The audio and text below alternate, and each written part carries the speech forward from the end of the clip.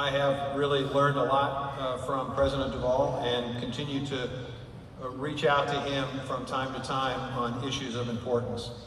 So I appreciate the introduction today, and I certainly appreciate being here today in Puerto Rico to visit with the Farm Bureau family. The last 2 years have been the 2 best years in farm income probably in the history of this country. American farmers responded to the challenge a number of years ago to continue to produce more, not just for our needs here in the U.S., but also for the needs around the world. Farmers increased their productivity by relying on technology, looking for ways to become more efficient, and increasing the size of their operations. And despite the fact that we've had the 2 best years of farm income, here's the reality, and here's the concern. This is from an ERS report recently, in which it quotes, in recent years, notwithstanding the increase in income, around half of farm households had negative farm income. And just today, ERS issued a report in which it shows that for most U.S. farm families, off-farm income is the main source of income.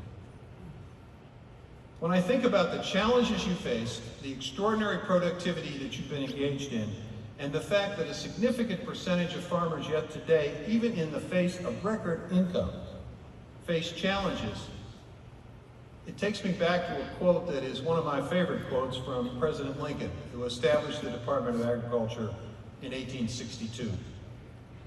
At that perilous time in our country's history, the president said, "The dogmas of the quiet past are inadequate to the stormy present. The occasion is piled high with difficulty, and we must rise to the occasion. As our case is new, so we must think anew." And so I'm here today to talk a bit about thinking anew, of how we might be able to make American agriculture not just the most productive in the world as it is, but also profitable not for many, but for all. Not sustainable for some, but for all. Not resilient for some, but for all. Over the last 2 years, we've begun a process of putting in place a plan of action to try to focus American agriculture on productivity, profitability, sustainability, and resilience. We've looked at ways to create new and more valuable commodities so that farmers can benefit more from the markets that exist. We've looked for ways to increase new and better markets for our farmers so that we can create competition.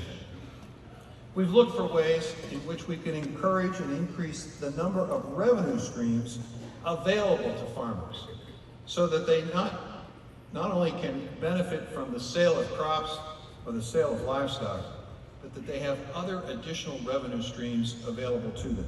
We knew that if we were to engage farmers in climate-smart agriculture and forestry practices, we would have to create a program that was voluntary, incentive-based, market-driven, with strong monitoring, measuring, verification, reporting requirements. The Farm Bureau led an effort with the farm and food industries, creating the structure and system that we used in establishing our Climate Smart Agriculture and Forestry Commodity Partnership Initiative. We're investing $3 billion in 141 projects involving operations of all sizes, all producer groups, all commodities. Commodities produced with climate-smart practices and linking them to market opportunities where farmers and ranchers and producers using those practices will receive a higher value for their work, a value that is produced by market principles.